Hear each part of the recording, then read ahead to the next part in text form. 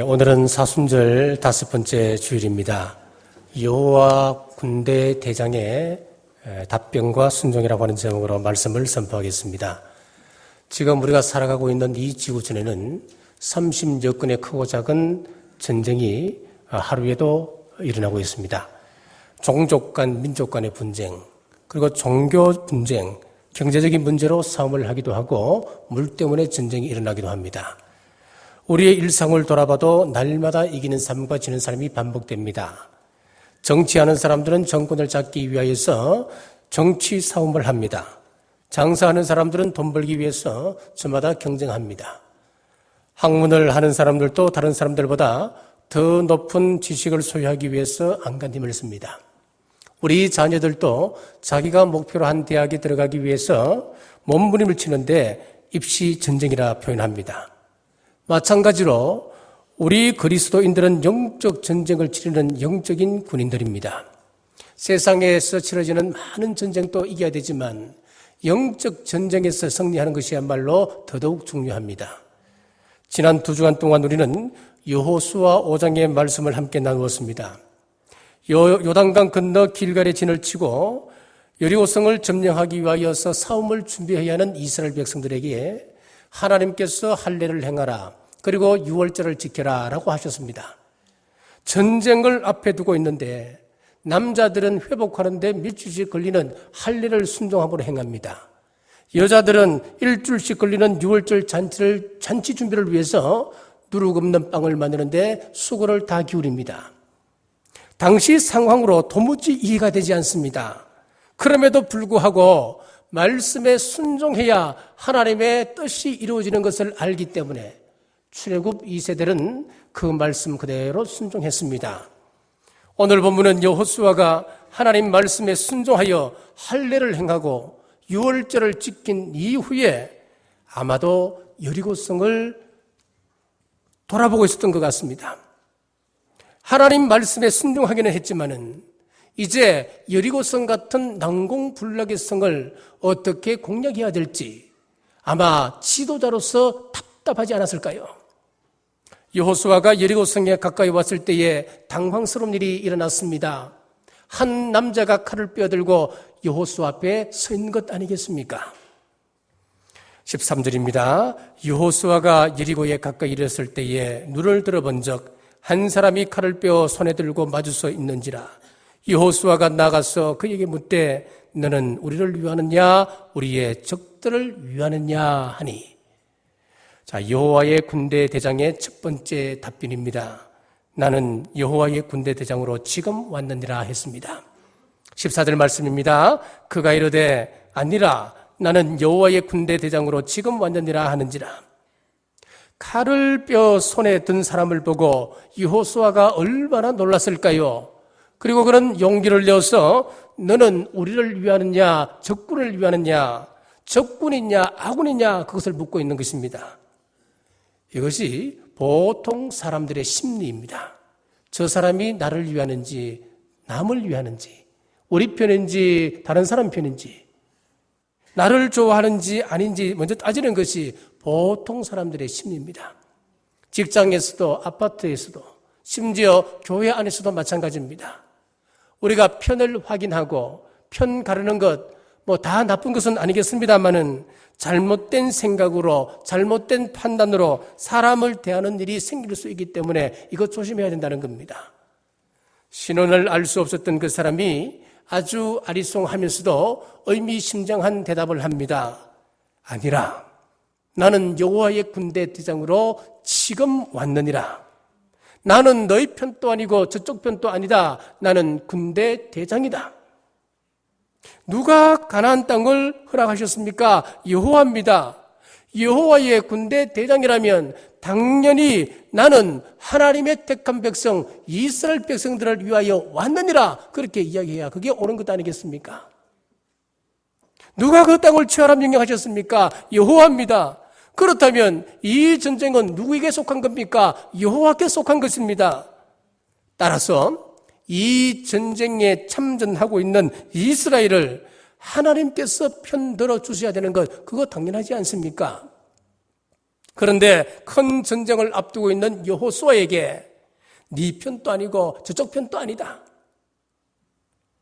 여기에 여호와 하나님과 당시 지방에 있어서 부족들이 섬기는 부족신과의 근본적인 차이가 나타나고 있습니다. 당시 부족들은 바알, 아세라, 아스다롯, 다곤 같은 지방 부족신을 섬기고 있었습니다. 각 부족은 자기 신들에게 정성을 다하여 제사를 합니다. 이때 제사장 역할이 참 중요했죠. 왜냐하면 부족과 부족신과의 사이를 연결하는 존재이기 때문에. 그래서 이 제사장이 자기 부족신에게 정성을 기울여 빌고 또 간구했지만은 바라던 축복이 오지 아니하면은 자기들의 제사장과 자기들의 신을 버리고 강한 신을 불러오는 것이 다반사였습니다. 이런 의미에서 부족신은 그 부족을 위하는 인간의 도구였습니다. 그러나 여호와 하나님은 근본적으로 다르셨습니다. 어느 한쪽 편에 서서 무조건 그들 편만 들어주는 그런 분이 아님을 선언하고 있습니다. 그러니 이 말씀이 여호수아에게는 얼마나 충격적이었고 또 섭섭했겠습니까? 우리도 누구랑 싸웠을 때에, 내가 믿었던 사람에게 이야기했을 때에 그 사람이 내 편 들어주지 않을 때 얼마나 섭섭하던가요? 그렇지요. 마찬가지 심정이었을 겁니다. 14절 말씀 다시 보십시다. 여호와의 군대 대장으로 지금 왔느니라. 여기서 지금 왔다고 하는 이 말씀은 이전에는 가나안 땅에 오지 않았다 그 말씀입니다. 그럼 여기서 말씀하시는 지금이란 어느 때입니까? 이스라엘 백성이 여리고 땅에 가나안 땅에 들여와서 할례를 받고 유월절을 지킨 이후입니다. 그것이 바로 지금입니다. 그러므로 할례와 유월절 없이 여리고 성에 들어가면 실패합니다. 왜냐하면 거기에는 여호와의 군대 대장이 이미 없기 때문에 그렇습니다. 아직 없기 때문에 그렇습니다. 그렇습니다. 세상으로 가는 우리 모두에게 우리 하나님의 임재하심, 우리 주님의 임재, 성령님의 임재하심이 필요합니다. 예수님께서 말씀하시기를 나를 떠나서는 너희가 아무것도 할 수 없음이라 그랬습니다. 예수 그리스도를 떠난 성공은 성공 같지만은 그것이 성공이 아니더란 이야기입니다. 예수를 떠난 성공은 단기적으로 보면 그 사람이 잘된 것처럼 보이지만은 궁극적으로 가서는 그 사람은 실패하더란 이야기입니다. 예수님과 함께한 실패는 실패일 수가 없습니다. 당장 눈앞에는 실패일처럼 보일지 모르지만은 궁극적으로 가서는 그 사람이 성공하더란 이야기입니다. 그렇다면 편도 들어주지 않는 여호와의 군대 대장은 도대체 무엇 때문에 여호수아 앞에 나타났습니까? 여호와의 군대 대장의 답변 두 번째, 내 발에 신을 벗으라입니다. 14절 중반절부터 보시면은 여호수아가 얼굴을 땅에 대고 엎드려 절하고 그에게 이르되 내 주여 종에게 무슨 말씀을 하려 하시나이까? 자, 이때 답변을 주목하십시오. 15절입니다. 여호와의 군대 대장이 여호수아에게 이르되 내 발에서 신을 벗으라. 내가 선 곳은 거룩하니라. 자, 여러분 이해가 되십니까? 전쟁을 앞둔 여호수아, 이 전쟁을 이겨야만 합니다. 만약에 전쟁에서 패한다면 이스라엘 전체의 몰살을 의미합니다. 그러다 보니까 이기기 위해서라면 온갖 수단과 방법을 다 동원해야 했었습니다. 이럴 때 여호와 하나님께서도 당연히 우리 편이 되어 주실 거라 그는 당연히 그렇게 생각했습니다. 그런데 하나님은 나는 누구 편이나 들어주는 그런 하나님이 아니다. 나는 너의 종이 아니니라. 네가 내 종이다. 네가 나의 편이 되어야 된다. 이 전쟁은 내게 속한 것이니라. 너의 방식이 아니라 나의 방식대로 나의 전쟁에 참여하는 나의 도구가 되어야 하느니라. 내 발에서 실을 벗으라. 자, 이 말씀은 여호수아가 해야 할 일의 우선순위를 가르쳐주는 말씀입니다. 견고하고 크고 큰 여리고성을 공략하기 위해서 전술과 군사 작전, 군사 준비 무엇을 논하기 이전에 거룩한 땅에서 신발부터 먼저 벗으라 그렇게 말씀합니다. 자, 왜 여호수아가 선 그 땅이 거룩한 땅입니까? 그 땅이 원래 특별한 의미가 있는 장소이기 때문에 그렇습니까? 아닙니다, 여러분. 그 땅이 거룩한 이유는 지금 거룩하신 여호와 하나님께서 그곳에 임재하셨기 때문에 그렇습니다. 거기가 하나님으로부터 명을 받는 자리고 하나님의 명에 내가 복종하는 자리요, 하나님을 만나는 장소이기 때문에 거룩한 장소가 되었습니다. 그렇기 때문에 그곳에서 신발을 벗어야 합니다. 그렇습니다. 우리는 언제 어디서나 거룩한 하나님 앞에 서 있다고 하는 이 의식이 필요합니다. 경남 어느 기도원 원장님은 함부로 다리를 꼬고 앉지 않는답니다. 나무 밑에 평상에 앉아서 다리를 꼬고 앉아 있다가도 갑자기 하나님께서 지금 내 앞에 계시지, 하나님께서 보고 계시지, 그러면서 다리를 가지런히 놓고 온 매무새를 고친다고 그럽니다. 이런 마음으로 사는 분이니까 경건한 삶을 살아갈 수 있지 않겠습니까? 우리는 흔히 2-3명만 모이면 다른 사람을 흉봅니다. 소곤거리는 이야기 누가 듣습니까? 우리 하나님이 들으십니다. 사랑하는 성도 여러분, 언제 어디서나 내가 하나님 앞에 서 있다고 하는 이 생각으로 사시기를 바랍니다. 덴마크 철학자 키에르케고르는 그리스도인들은 하나님 앞에 서 있다는 신전의식을 가지고 살아야 한다라고 이야기했습니다. 라틴말로 코람데오입니다. 지금 내가 하나님 앞에 서 있다 하는 이 사실을 안다면 우리는 행동거지 하나하나를 지금보다는 좀 더 조심하고 살아갈 수가 있을 겁니다. 인격이 고상하고 덕망이 높고 학식이 높고 또 높은 지위에 있는 사람을 만날 때면 우리는 늘 조심하지 않습니까?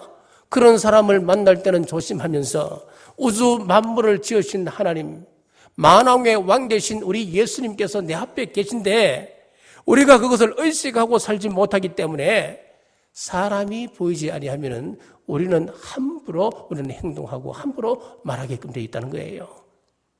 지금 여호수아가 하나님의 임재 앞에 얼굴을 땅에 대고 엎드려 절하듯이 우리 모두도 신전의식, 코람데오 의식 가지고 늘 겸손하게 사시길 주의 이름으로 축복합니다. 하나님 앞에 엎드릴 때 구체적으로 말씀합니다. 내 발에서 신을 벗으라. 자, 그렇다면 이 신을 벗으라고 하는 이 의미가 무엇이겠습니까? 첫째는 내려놓은 권리를 이양함을 의미합니다. 자, 당시 신발은 주권을 가진 자의 표시였습니다. 그래서 자유인들만이 신발을 신고 있었습니다. 노예는 신발을 신을 수가 없었습니다. 이것이 예수님 당시까지 그 풍습이 내려가지 않습니까? 누가복음 15장에 보면 예수님의 비유 가운데 탕자 이야기가 나옵니다. 탕자가 아버지 재산을 다 탕진하고 이제 갈 데가 없으니까 남의 집에 모섬으로 들어가는 겁니다. 종살이 하는 겁니다. 그래서 아버지 품에 돌아올 때 그가 어떻게 왔습니까? 맨발로 오는 거예요. 왜? 종살이 하다 왔기 때문에 그런 겁니다. 그래서 서양 사람들은 신을 벗는 것을 모욕으로 생각하기 때문에, 굴복이라 생각하기 때문에 신발을 잘 벗지를 않습니다. 지금 또 영국에서는 숙녀 앞에서는 함부로 맨살을 내보이지 않습니다. 큰 신뢰라 그럽니다. 이것이 전통이 되어서 그런지 서양 사람들은 신을 잘 벗지 않습니다. 거실에 들어갈 때도 신발을 신고 들어갑니다. 심지어는 침실에 들어갈 때도 신발을 신고 들어갑니다. 여호수아가 신을 벗었다고 하는 것은 마치 적군에 포위된 사람이 두 손 높이 들고 항복하는 것처럼 자신의 칼과 총을 다 빼어놓듯이 두 손 들고 항복하며 자기의 모든 것을 내려놓는 것을 의미합니다. 주여, 저는 당신의 종입니다. 주여, 저는 당신의 노예입니다. 저는 당신의 것입니다. 그런 의미예요. 군인들은 군화를 신고 그 끈을 단단히 묶어야 됩니다. 그래야 돌 위를 지나갈 수가 있습니다. 가시 덤불 위를 뛰어다닐 수 있습니다. 군화를 신어야 전쟁을 할 수가 있습니다. 그러나 오늘 본문에서 신을 벗는다고 하는 것은 무슨 의미냐 하면은 자기는 전쟁을 하지 않겠다는 이야기입니다. 하나님이 사고식에 내려놓겠다고 하는 이야기입니다. 그럼 우리가 벗어야 할 것은 무엇이겠습니까? 에베소서 4장 22절에 보면은 너희는 유혹의 욕심을 따라 썩어져가는 구습을 따르는 옛사람을 벗어버리고 그랬습니다. 예수님을 영접한 이후에는 과거의 죄된 삶을 고쳐라 하는 이야기입니다. 골로새서 3장 9절에 너희가 서로 거짓말하지 말라 옛사람과 그 행위를 벗어버리고 그랬습니다. 입술을 정결케 하라 그 말씀입니다. 히브리서 12장 1절 모든 무거운 것과 얽매이기 쉬운 죄를 벗어버리고 죄의 요소들을 하나하나 제거해 나가라 그 말입니다. 오늘 우리가 하나님 앞에 내려놓아야 될 것 참 많이 있습니다. 나는 무엇이든 마음만 먹으면 내 손만 거치면 나는 뭐든지 할 수 있다. 이런 자신감, 이런 교만함 그건 내려놓으시기 바랍니다. 수많은 경험 내려놓으시기 바랍니다. 우리의 큰 자랑거리인 우리의 지식도 하나님 앞에 겸손히 내려놓는 우리 남북의 온 성도들 되시길 주의 이름으로 축복합니다. 두 번째, 신발을 벗는 것은 모든 것을 위임하는 것입니다. 위임장이라고 하는 것이 있습니다.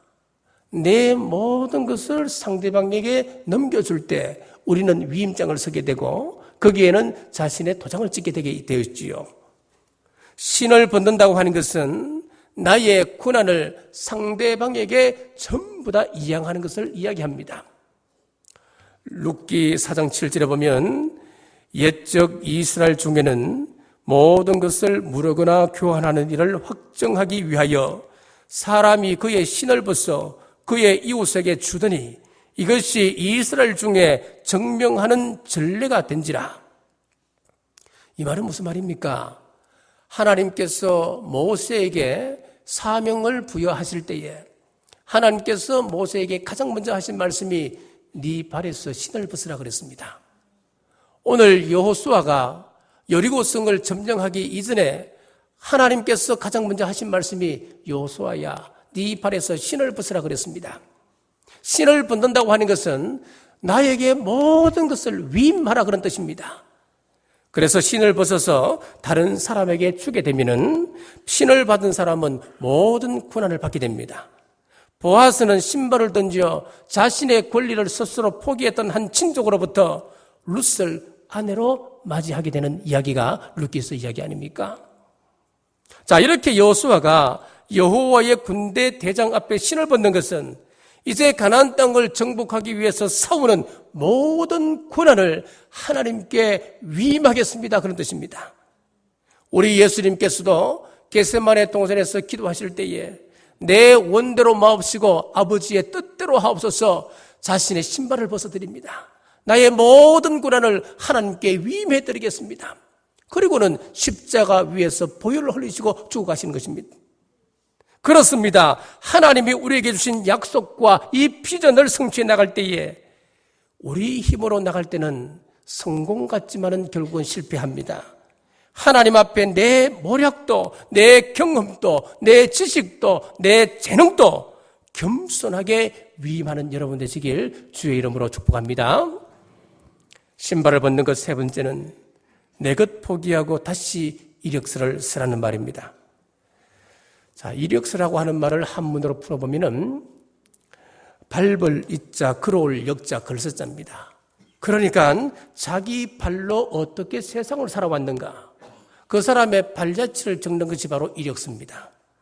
사람이 신을 신고 여기저기 다닙니다. 신을 신고 다니면서 다양한 경험들을 쌓아갑니다. 그렇기 때문에 사람이 나이를 먹게 되면은 자신이 소중하게 쌓았던 그 경험들, 그 이력들, 그건 내려놓기 힘듭니다. 배운 것, 들은 것, 그거 경험한 것 떨쳐놓기가 참 힘듭니다. 그러므로 하나님께서 여호수아에게 신발을 벗으라고 하는 것은 지금까지 네가 썼던 이력서, 내 발로 걸었던 생애 다 포기하고 새로운 이력서를 써가라라고 하는 의미입니다. 아프리카의 성자였던 슈바이처 박사가 20세 되던 때에 부활절 다음 날이었습니다. 그날 또 성경을 펴놓고 읽고 묵상하는 가운데 이런 감동을 받습니다. 내가 30세까지는 나를 위하여 살지만은 30세 이후부터는 남을 위하여 살아야지 그런 결단을 하게 되었습니다. 그래서 그때부터 자신을 위하여 열심히 공부하기 시작합니다. 그래서 30세가 되었을 때는 신학 박사, 철학 박사, 음악 박사, 세계 박사 학위를 가지고 유명한 대학의 교수로 청빙되었습니다. 그런데 20세 때 자기가 서원했던 그 기도가 생각난 겁니다. 그래서 그거 포기하고 다시 의과대학에 들어가서 의학 박사가 되었습니다. 그리고 40세가 되었을 때에 그는 아프리카라고 와서 일생을 거기서 마치게 됩니다. 아프리카로 갈 때 많은 사람들이 슈바이처를 미쳤다 그랬습니다. 그때 슈바이처 박사가 나는 내 인생의 행복한 날을 나만 위해서 살아갈 수가 없다. 불행한 사람들과 함께 나누어야 한다. 그리고 아프리카에서 의사로 그의 생애를 마쳤던 겁니다. 우리가 슈바이처처럼 큰 일을 위해서 새로운 이력서를 쓰라는 말은 아닙니다. 우리가 할 수 있는 것부터 한번 찾아보십시다. 작은 것부터 한번 찾아보십시다. 영국에 어떤 하원 의원이 있었습니다. 이 사람은 늘 짜증이 몸에 배어있던 사람입니다. 스트레스가 늘 쌓여 있었던 사람입니다. 그러니까 회의에 들어가도 늘 짜증내고 투덜투덜하면서 회의를 진행하고 회의에 참석을 하는 겁니다. 어느 날 퇴근하면서 그날 또 인상을 쓰고 골목길을 투덜투덜 걸어가고 있는데 골목 한 구석에 청소부가 청소를 하고 있는데 그 사람 얼굴은 활짝 비어 있습니다.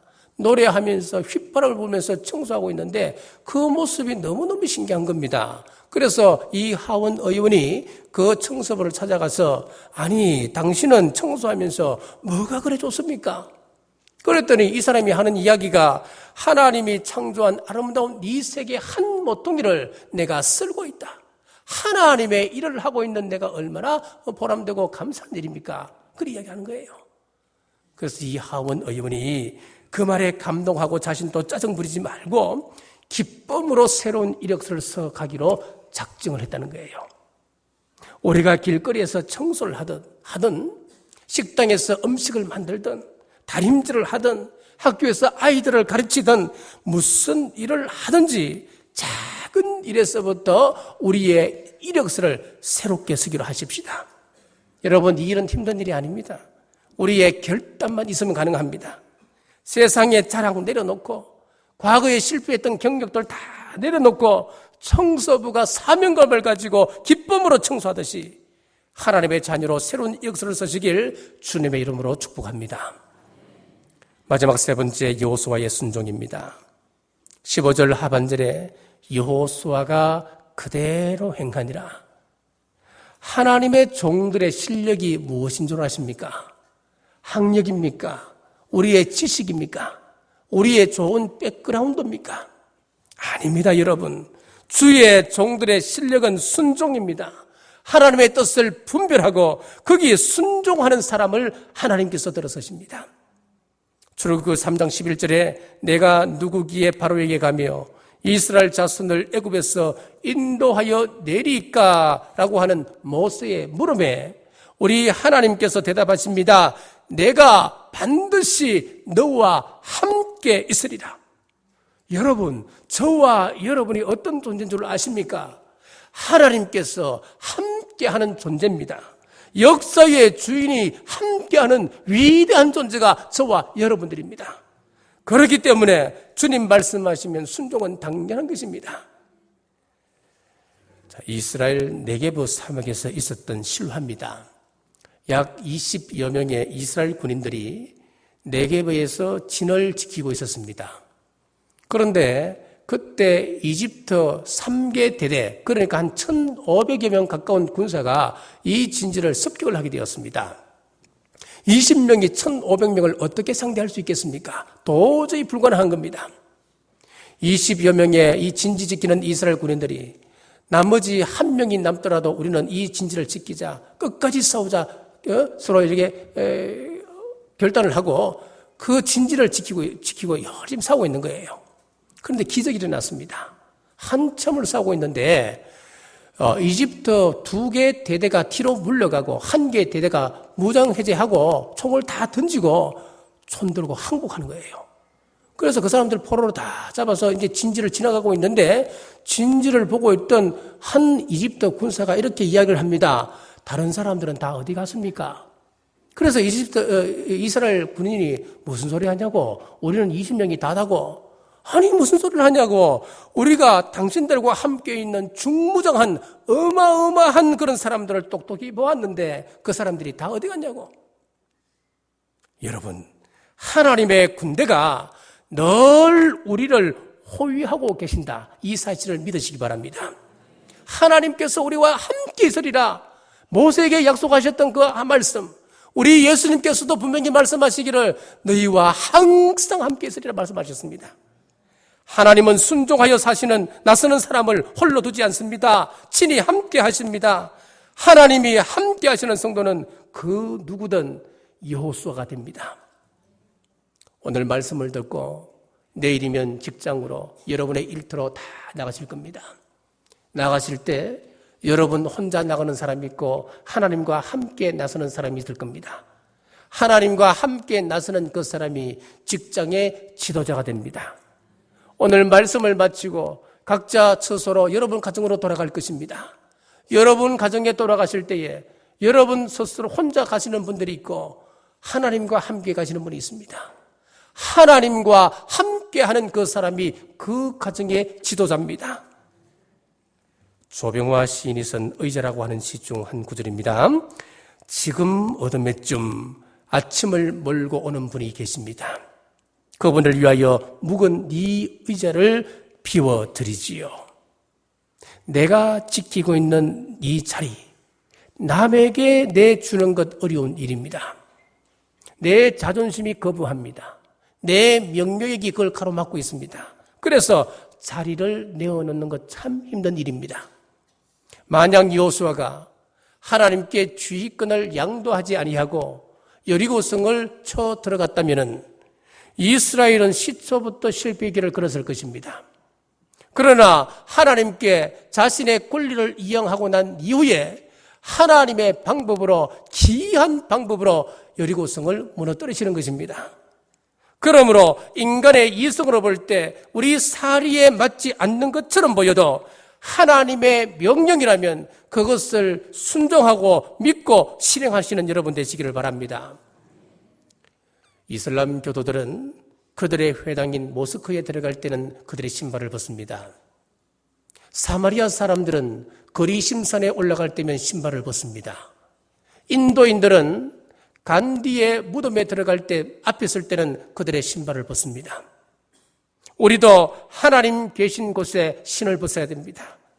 우리의 가정, 우리의 사업처, 우리 교회, 우리의 삶의 현장이 하나님 만나는 신 벗는 장소 되시기를 간절히 바랍니다. 내 경험과 내 지혜와 내 판단의 신발을 벗으십시오.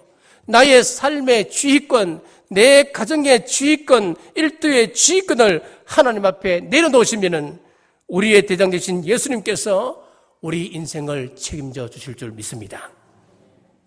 이번 사순절은 하나님 앞에 우리의 신발을 벗는 기간으로 삼으셔서 범사의 승리의 간증이 넘치시길 주님의 이름으로 축복합니다. 기도하겠습니다.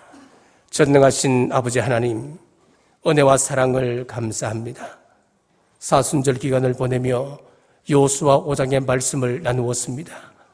우리는 하나님을 나의 편으로 끌어들이려 하지만은 하나님은 먼저 할례와 유월절로 우리의 헌신을 요구하십니다.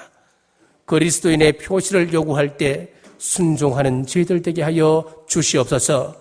신발을 벗으라 말씀하십니다. 이것은 모든 것 내려놓음의 의미요, 위임하는 것의 의미입니다. 우리 주님 말씀에 여호수아가 그대로 순종했던 것처럼 저희들도 말씀 앞에 온전히 순종할 때 하나님께 쓰임받는 믿음의 종들 되게 하여 주시옵소서.